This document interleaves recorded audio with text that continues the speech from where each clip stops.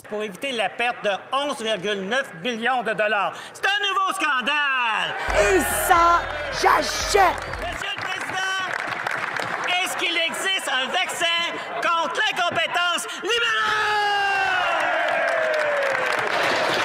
L'honorable ministre.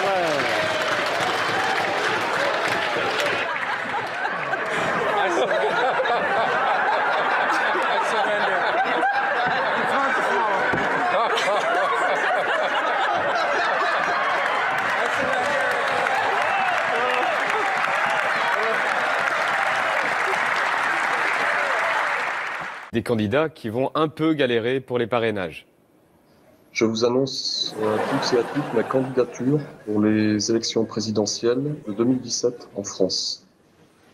Je vous souhaite une bonne journée. Merci. Au revoir. Ok, Monsieur le Président, quand vous voulez. Ok, non. Pourquoi ok? C'est OK! Pardon. Ça fait plusieurs fois. Ça fait plusieurs fois que je vous fais observer. C'est vrai, vous avez raison. Alors pourquoi ok? Parce que j'ai tort. Eh oui, pourquoi recommencer? On oublie. Comment tu t'appelles? Bonjour à tous et à toutes. Je suis Sylvain Pierre Durif, le grand monarque, le Christ cosmique, le Messie. Ah ouais, carrément. Et la formation?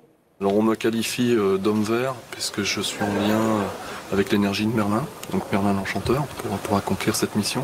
On doit condamner absolument fermement et mettre en place des sanctions qui soient des sanctions vraiment puissantes pour éviter l'escalade de ce conflit et dire à Vladimir Poutine, maintenant c'est stop. Je sais que je tiens dans la tête à M. Trump, à M. Poutine et quelques autres qui ne se présentent pas sous un regard forcément sympathique. Parce que moi j'ai eu affaire aux ours et aux loups et aux cavernes. Vous n'avez pas eu le temps d'appuyer sur le bouton. Bonjour, ça va? La parole est maintenant à M. Jean-Paul Dufrègne. Putain, il est chiant. Le Roumain dont je vous ai déjà parlé m'a indiqué que moi-même je serais un surhomme, en fait, mélange entre un homme oiseau et un homme loup. Le programme? Exiger en fait des gouvernements le démantèlement immédiat de l'appareil d'armement militaire, en France et partout dans le monde. Sur Terre et dans le cosmos également, puisqu'il y a des bases militaires qui sont également présentes sur d'autres planètes. J'ai vu et entendu et écouté plusieurs des dirigeants d'autres planètes. Ils sont très inquiets. Et ben voilà, après son interview, Madame la maire se détend complètement. Mais dites-moi, c'est pas une tenue, ça, quand on tient un arrondissement tel comme le 8e en plus. Il faut rendre cet arrondissement convivial. Vous n'êtes pas crédible, là. Ah oui, là, c'est convivial. Oui, là, c'est convivial. Je suis obligé aussi, pour vous dire la vérité, de reconnaître ce que tout le monde sait. C'est que l'être humain est un être complexe. Son cœur, son âme, ses pensées, ses affects peuvent varier et ne sont pas forcément d'une seule couleur. J'ai vu que vous aviez une rubrique qui s'appelle interracial. Il est exact qu'il m'est arrivé, au cours de ma vie, et qu'il m'arrive encore, d'avoir, de temps en temps, une inclination affective et même un sentiment parfois un peu amoureux envers des hommes. Comment s'occuper d'une grosse b****? Je voulais savoir ce que vous en pensiez. Si vous aviez aussi des films dans lesquels on disait qu'il fallait s'occuper d'une grosse b****. Mais ce n'est jamais allé au-delà. Et d'ailleurs, je n'ai pas à en rougir. Il se trouve que je suis quelqu'un de réservé et que je ne dévoile pas naturellement mes sentiments. Donc je vous remercie pour votre attention. Et pour terminer, je vais vous interpréter un morceau de flûte.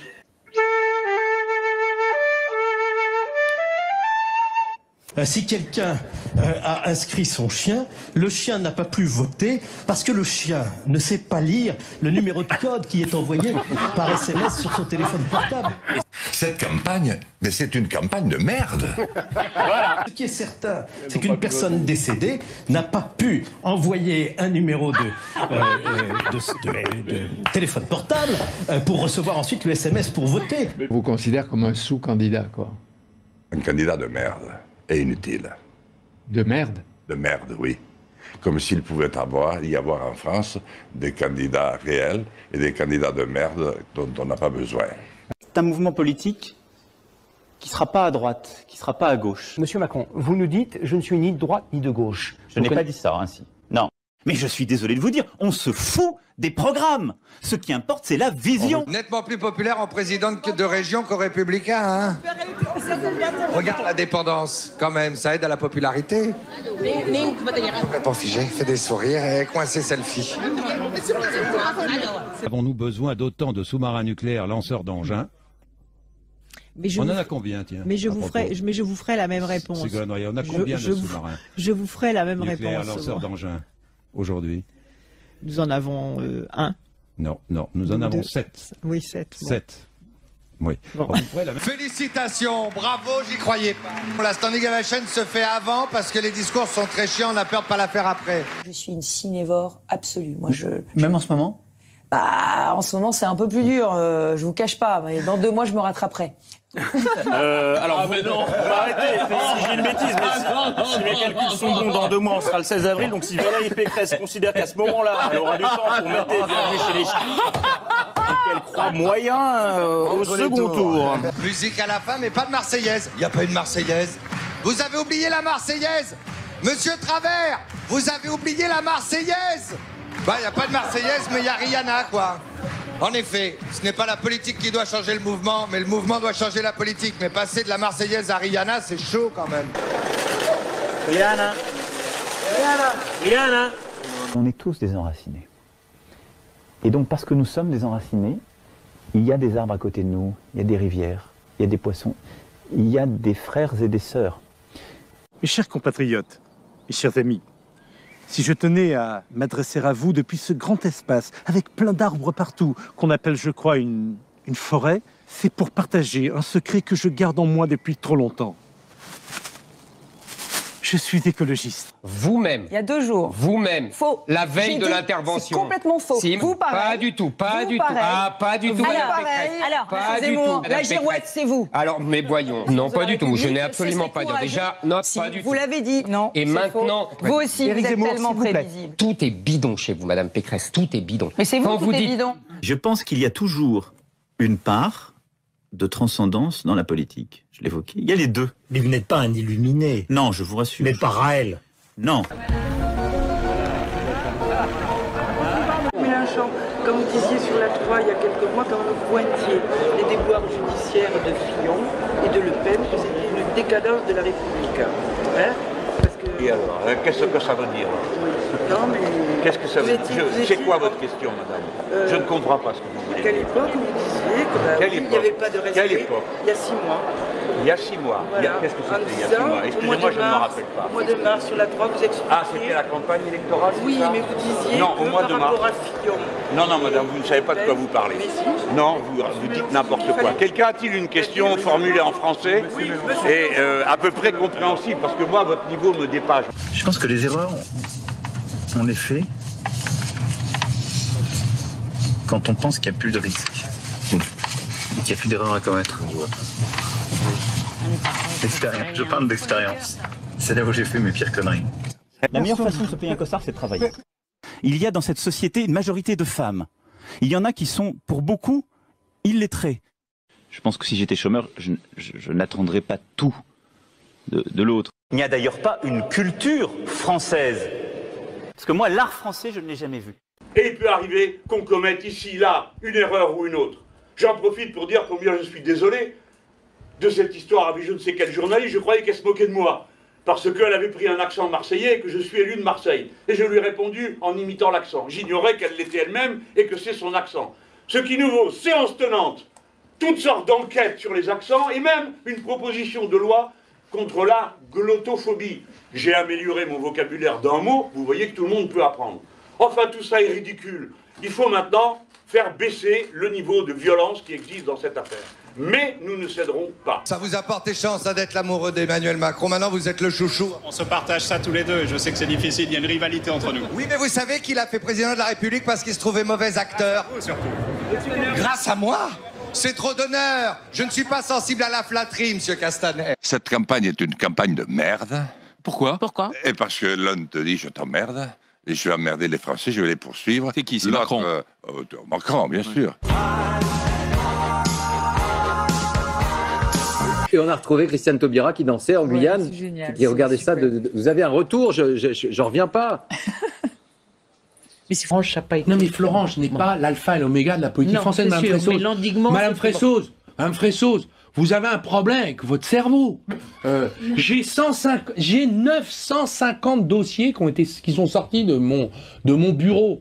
Européen pour aller financer l'Europe de l'Est, ce qui veut dire nous concurrence. Ce qui veut dire pas comme ça. Je sais que votre Europe aime bien tenir les gens et les empêcher de faire ce qu'ils veulent, mais quand même ne le faites pas physiquement. Je n'attends pas l'argent public pour construire ma piscine dans les hauteurs de Marseille. Attention là, attention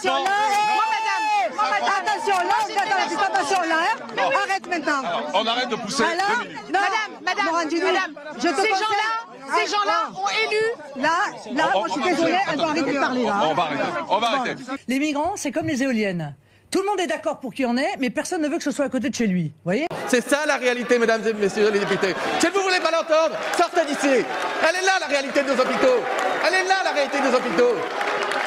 C'est ça la réalité de nos hôpitaux. Entre ceux qui sont contre les valeurs de la République et entre ceux qui les défendent, qui ont toujours fait, monsieur Darmanin, le choix de la République, des valeurs, toujours en 2002, puisque vous parliez du passé, quand il s'est agi de choisir entre Jacques Chirac et Jean-Marie Le Pen, à chaque fois que ce camp-là, que les Républicains de gauche ont eu à choisir, jamais nous n'avons tenu les propos que vous avez tenus.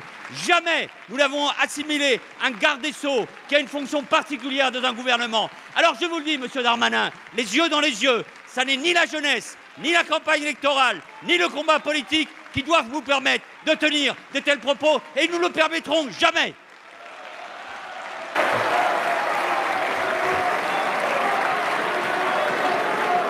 Allez, s'il vous plaît, si on peut retrouver... Qu'est-ce que c'est que d'obliger un ministre à répondre? Oui, vous me laissez parler, s'il vous plaît. Et vous voyez comment vous réagissez. Ce sont des méthodes autoritaires qui ne sont pas acceptables dans une démocratie. On ne fait pas de pression ainsi. Mais qu'est-ce que c'est que ces méthodes? Mais qu'est-ce que c'est? Madame Grève, je crois qu'on ne vous a pas prévenu de la règle du jeu qui est que quand vous parlez, je vous écoute et je ne vous interromps jamais, et les collègues députés socialistes très peu, et que quand je parle, on fait pareil, sinon ce n'est pas un débat, ce sont des vociférations et ça ne fait pas avancer les choses. Madame, on va essayer d'apaiser les choses si vous le voulez bien. On avait bien commencé cet après-midi. Je vous remercie. Vous avez souhaité commencer par une prise de parti personnelle. Je ne suis pas convaincu que ce soit la bonne solution. Mais j'aimerais avoir le sentiment du gouvernement sur les amendements, Madame la Ministre. Monsieur Le Fur, le gouvernement parle à peu près sur ce qu'il veut, du moment que je suis dans le texte. Mais sur les amendements. Monsieur le Président, vous ne me dites pas sur quoi je parle. Je vous remercie. Ah si, là je vous donne la parole sur les amendements. Je parle des amendements. Voilà. Bon, vous parlez d'autre chose alors. Bien. Vous parlez d'autre chose. Vous avez la parole, Madame la Ministre. Monsieur le Président, et moi j'interviens. Je disais donc que l'article 7, ce qui ne vous a pas échappé... Sur l'amendement, Madame la Ministre, j'attends votre propos. Monsieur le Président, il y a deux options. Soit vous faites régner le silence et l'ordre dans cette Assemblée et vous pourrez m'interpeller, soit je ne peux pas parler, ce qui est le cas, et vous ne me rappelez pas à l'ordre. Madame la Ministre, je regrette que vous ayez souhaité commencer le propos par une agression. Oui. Tout était bien parti tout à l'heure. Maintenant, on attend la position du gouvernement sur l'amendement. Qu'avez-vous fait de l'état d'urgence? Rien. Vous en avez fait, comme toujours, des confettis de paroles, du parfum de bonne conscience. Vous n'en avez rien fait parce que vous êtes des incapables d'État. Et aujourd'hui, vous demandez qu'on vous confie de nouveau un état d'urgence. Mais qu'allez-vous en faire? Vous avez peur de tout. Vous avez peur des mots. Si l'état d'urgence avait été appliqué, l'assassin de Nice n'aurait pas été là. Et je vous le dis, que ça vous plaise ou non, ces morts vous regardent et vous aurez des comptes à leur rendre. Bande d'incapables! S'il vous plaît. Qui dit ça? Nicolas Sarkozy. C'est une interview? C'est du off à propos l'article papier de Marion Moore, qui est l'une des meilleures spécialistes de la droite. Vous savez, moi, les propos off et tout, je peux vous en faire. Et si c'est pas signé, c'est facile. Je peux même vous dire. C'est signé de Marion Moore. C'est entre guillemets. Oui, d'accord. Oui, mais c'est pas. Oui, mais anonyme. Non, Nicolas Sarkozy signé. Nicolas Sarkozy. C'est Marion Moore, la journaliste du Figaro, qui Nicolas Sarkozy. Elle rapporte, elle dit en privé.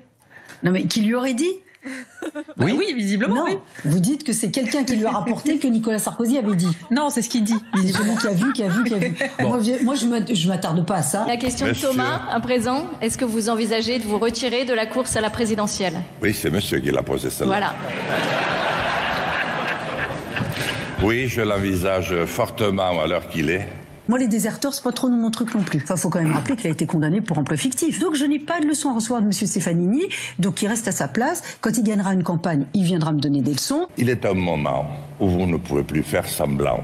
Donc, pour l'instant, je n'arrive pas ce matin à faire semblant, surtout pas devant vous, avec ce que je vous ai dit et ce que vous représentez pour moi. Je voudrais saluer le parcours républicain et l'engagement de notre collègue Manuel Valls.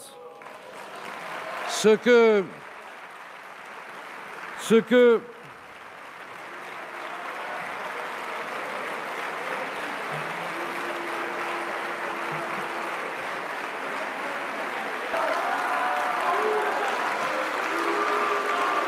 S'il vous plaît, mes chers collègues, un peu de calme.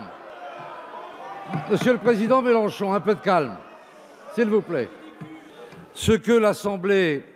Macron va certainement la gagner, compte tenu de tous les appuis qu'il a. Il ne peut pas perdre. C'est quoi les appuis qu'il a? Ça veut dire quoi, ça? Qu'est-ce que ça veut dire? Il a Patrick Drahi, que vous connaissez bien, qui est le patron de cette chaîne, oui. Comment vous pouvez RMC, l'Express, Libération. Il a Bernard Arnault, le Parisien, les Échos, Xavier Niel. Patrick Drahi, d'ailleurs, qui est une entreprise luxembourgeoise. Jean Lassalle.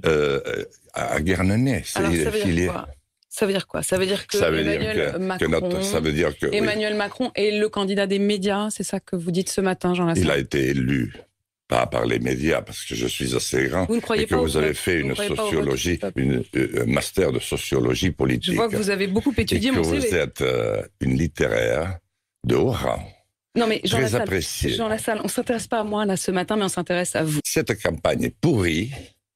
Pour une fois, pas par les politiques, parce qu'on savait qu'ils étaient d'une lâcheté crasse, et j'en fais partie, parce qu'il y a longtemps que je suis en politique, mais on ne savait pas que les journalistes l'étaient autant lâches. C'est vraiment un système où il y a un maître de maison qui s'appelle l'Allemagne d'ailleurs, qui décide, l'Europe. On l'attendait celle-là, c'est les Boches qui arrivent, c'est les Boches qui arrivent. Allez, prends ton fusil, vas-y. Je suis désolé, tout le monde le sait. Chiracien, et maintenant du Front National, vous donnez des leçons. Mais attendez, mais arrêtez de boire, mon ami. Vous êtes l'incarnation du système à géométrie variable. C'est ça, mais oui, bien sûr, oui. Et c'est vous qui soufflez dessus, espèce de montgolfière, bien sûr. Alors moi, je voudrais gentiment et poliment répondre si vous êtes un peu... Monsieur Collard. Ah bon, mais c'est que vous êtes très agressif. C'est que vous avez la peau vous devriez entendre ce que vous avez essayé de dire vous-même tout à l'heure. Est-ce que vous pouvez, monsieur le censeur, me laisser parler? Alors ce que je voudrais vous dire, si vous avez la politesse d'avoir des oreilles, c'est que la scène que vous venez d'offrir, c'est du Molière. Du Molière. Vous venez de vous quereller, comme c'est déjà pas mal, mais c'est du Molière, c'est pas vous. C'est pas vous. Vous ferez mieux de le relire d'ailleurs. Vous, c'est plutôt Tartuffe. C'est plutôt Tartuffe. Mais je le relirai, ça va vous faire plaisir, monsieur, parce que pour arriver à votre niveau de culture, il va falloir que je me cultive beaucoup. Voilà, bon. Parce que quand on voit votre niveau, on se dit, il faut vraiment creuser pour arriver aussi bas. Alors laissez-moi terminer, s'il vous plaît. Quelle prétention, monsieur Collard. Ce que je veux dire simplement, ce que je veux... Ah, mais écoutez, monsieur, laissez-moi parler, s'il vous plaît. Soyez un peu démocrate. Dites ce que vous avez à dire. Soyez un peu démocrate. Soyez un peu démocrate, sur le fond. Soyez, mais écoutez, moi je ne suis pas dans le studio. Bon, on m'interrompt constamment. Alors faites régner un peu d'ordre dans votre studio, parce que j'ai affaire à deux mégères. Non mais j'ai affaire à deux mégères qui se crêpent le chignon. Alors, Madame Le Pen, vous me poursuivez? Cette belle accélération. Je sais pas, ne me dites pas ça, serait accablant pour moi. Hein? Vous devez vous réjouir de voir le système trembler. C'est-à-dire que c'est surtout lui qui se passe la corde autour du cou avec des instruments pipotés. Alors là, la pression va être forte sur vous. Et sur vous encore plus, madame. Non, mais ce qui d'ailleurs est une erreur. Parce que moi, je pense que empêcher la multiplication des candidats. C'est le meilleur moyen de vous renforcer, oui. Exactement. Mais vous savez, peut-être, il y a des moments comme ça dans la vie où vous êtes à un point d'étiage où la bêtise de vos adversaires, ajoutée aux circonstances, remplissent tous les jours votre seau. Voilà. Et moi, mon travail va être d'essayer de renverser ça pour que vous perdiez. Et il va falloir que vous teniez... Mais alors, vous m'envoyez en justice, il paraît. Je ne sais pas pourquoi devant un tribunal. Moi, je suis prêt à refaire un débat avec vous sur ça. Mais non, mais c'est pas le problème. C'est que j'en ai marre de me faire traiter de fasciste. Je vous comprends. Voilà. Moi, j'en ai marre de me faire traiter de lepéniste, donc je comprends voilà. que... Bon, vous voyez, mais ça, vous pouvez pas encore poursuivre si c'est pas une injure. Bon, allez. Vous cherchez pour un café? Hein? Il paraît que t'es tendu. Ah ben, tu t'imagines, j'arrive ici, il commence déjà à me chauffer, puis alors en plus, tu croises la mère Le Pen. C'est le beau jour la journée. Ça commence bien, ça fait 2 jours que j'ai la poisse. Ah bon? Ouais. Bah, pas quand... Bon, on va se voir là-bas, alors. On débrief quand? D'avoir outrepassé en quelque sorte ce mandat et d'être allé jusqu'à tuer, ou de fait faire tuer, livrer le colonel Kadhafi à la rébellion des années après. Vous perdez un État disloqué, des djihadistes qui trouvent des refuges et qui ont bénéficié des armes, et une vague migratoire. Vous m'accusez d'avoir fait tuer M. Kadhafi? Ai-je compris cela? Ce n'est pas une accusation. Ah bon. Si la France n'avait pas aidé la rébellion, elle n'aurait pas pu tuer le colonel Kadhafi. Attendez, excusez-moi. Enfin, vous... Son convoi a été bombardé au moment précis où il a été tué. Voter pour ce texte, c'était trahir la mémoire de mon grand-père, député de la Nation, mort à Neuengamme, et qui avait voté contre les pleins pouvoirs au maréchal Pétain parce qu'il était contre le sabordage de la République. Par contre, je voterai la nouvelle rédaction de l'article 2 parce qu'elle permet d'appliquer la déchéance de nationalité à tous les Français condamnés pour des crimes et des délits graves en lien avec le terrorisme. Pendant la Seconde Guerre mondiale, mon père était résistant, a été qualifié de terroriste par l'occupant nazi parce qu'il avait pris les armes. Et il avait été qualifié de terroriste non pas par des juridictions indépendantes, mais par l'occupant. Et donc voter pour cet article 2 dans sa nouvelle rédaction ne trahira pas la mémoire de mon père. Néanmoins, l'indignité nationale eût été une meilleure solution et aurait évité la désunion nationale. Méditons l'exposé des motifs de l'ordonnance du 26 août 1944 instituant l'indignité nationale. Tout Français qui s'est rendu coupable d'une activité antinationale caractérisée s'est déclassé. Il est un citoyen indigne dont les droits doivent être restreints dans la mesure où il a méconnu ses devoirs. Une telle discrimination juridique entre les citoyens peut paraître grave, car la démocratie répugne à toute mesure discriminatoire. Mais le principe d'égalité devant la loi ne s'oppose pas à ce que la nation fasse le partage des bons et des mauvais citoyens. Que le lourd passé de notre nation éclaire son avenir. Merci, Monsieur de Courson. La question est la suivante, comment vous portez-vous? Je vais vous répondre tout de suite. Je ne vais pas mal, mais rassurez-vous, un jour, je ne manquerai pas de mourir.